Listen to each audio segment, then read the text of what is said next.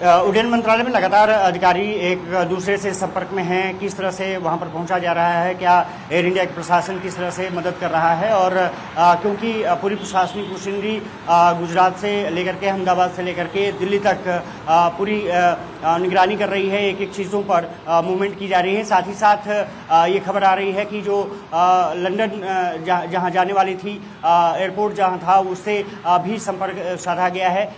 इसके अलावा ये खबर आ रही है कि यहाँ के जो उड्डयन मंत्रालय ने जानकारी दी है, भारतीय जो उच्चायोग रहा है ब्रिटेन में उनको भी, और साथ ही साथ भारत में जो उच्चायोग है इंग्लैंड का, ब्रिटेन का, उनको भी जानकारी दी गई है। उनकी तरफ से संवेदना व्यक्त की गई है। साथ ही साथ क्योंकि ब्रिटेन के भी काफ़ी लोग इसमें शामिल थे, 69 यात्री बताए जा रहे हैं जो शामिल थे, जिसको कि पूरी असिस्टेंट किस तरह से दी जा रही है वो भी उच्चायोग को बताया गया है यहाँ के एयर इंडिया प्रशासन और उड्डयन मंत्रालय की तरफ से। साथ ही साथ पुर्तगाल और कनाडा के भी जो यात्री नहीं हैं उनकी भी जानकारी जुटा करके जानकारी वहाँ के अधिकारियों को भी दी जा रही है।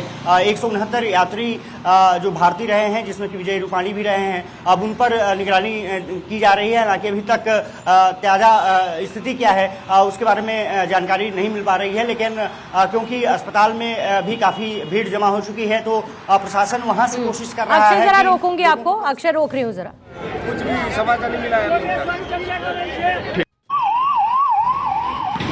देखिए लोगों की प्रतिक्रिया, और ये जो मेघानी नगर का इलाका है, अक्षय मैं आती हूँ आपके पास, ये जो मेघानी नगर का इलाका है जहाँ पर ये प्लेन क्रैश हुआ है, ये बहुत ही पॉश एरिया माना जाता है क्योंकि एयरपोर्ट की विसिनिटी के बहुत करीब में है, शहर का जो पूर्वी हिस्सा है वहाँ है, तो ऐसे में बहुत सारे ऐसे सरकारी आवास हैं या जो प्रशासनिक इमारतें हैं वो इसी इलाके में मौजूद है। तस्वीरें आपने देखी कि कैसे ये प्लेन अचानक से ज़मीन की तरफ टेक ऑफ के बाद जैसे इसको एलिवेशन मिला और अचानक से ये ज़मीन की तरफ जाने लगा, तो ये जहां पर क्रैश हुआ वहां पर ये वही इलाका है मेघानी नगर का, और साथ ही बहुत ही पॉश एरिया ये माना जाता है, एयरपोर्ट के बहुत करीब है, और इसीलिए इस तरीके की फ्लाइट मूवमेंट्स यहाँ पर हालांकि बहुत आम बात है।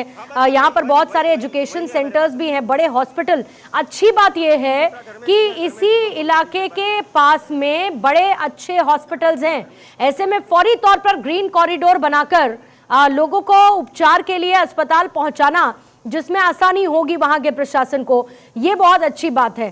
फिर यहाँ पर सरकारी दफ्तर भी हैं और बहुत सारी एक पॉश कॉलोनीज भी इसी इलाके में है जहां पर यह हादसा हुआ है। अभी प्रधानमंत्री मोदी की तरफ से गृहमंत्री से बात की गई है, गृहमंत्री रवाना हो चुके हैं, गृहमंत्री सीधे घटना स्थल पर जाएंगे जो मेघानी नगर का इलाका, और साथ ही जो स्पेशल वंदे भारत ट्रेन है वो भी रेलवे की तरफ से चलाई जाएगी।